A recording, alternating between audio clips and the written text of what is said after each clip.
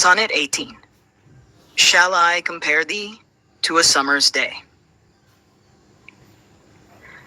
Shall I compare thee to a summer's day? क्या मैं तुम्हारी तुलना एक ग्रीष्म अतु के दिन से करूं?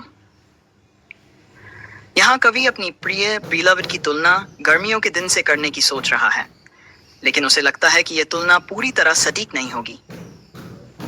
Thou art more lovely and more temperate. तुम उस दिन से अधिक सुंदर और अधिक संतुलित शाम हो.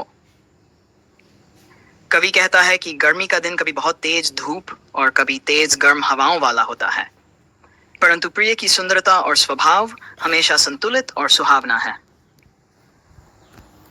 Rough winds do shake the darling buds of May, and summer's lease hath all too short a date. तेज हवाएं मई के सुंदर फूलों को हिला देती हैं और गर्मी का समय बहुत छोटा होता है. ग्रीष्म ऋतु स्थायी नहीं है, उसका समय सीमित है और फूलों की खूबसूरती को तेज हवाएं जल्दी ही खराब कर देती हैं.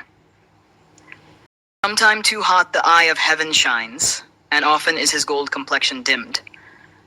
कभी कभी सूरज आकाश की अब तेज जलता है और कई बार उसका सुनहरा चेहरा बादलों से ढक जाता है. गर्मियों का दिन कभी बहुत तपता हुआ तो कभी बादलों से अंधकारमय हो जाता है, यानी मौसम स्थिर नहीं है. And every fair from fair sometime declines by chance or nature's changing course untrimmed. हर सुंदर वस्तु कभी न कभी अपनी सुंदरता खो देती है, या तो अचानक किसी आपदा से या प्रकृति के नियमों के कारण. प्रकृति में हर सुंदर चीज समय के साथ पुरानी, फीकी या नष्ट हो जाती है. But thy eternal summer shall not fade, nor lose possession of that fair thou owest. लेकिन तुम्हारी शाश्वत गर्मी कभी फीकी नहीं पड़ेगी और तुम्हारी सुंदरता कभी नष्ट नहीं होगी. कवि कहता है कि प्रिय की सुंदरता स्थायी है, वह ऋतुओं और समय की मार से प्रभावित नहीं होगी. Nor shall death brag thou wanderest in his shade, when in eternal lines to time thou growest.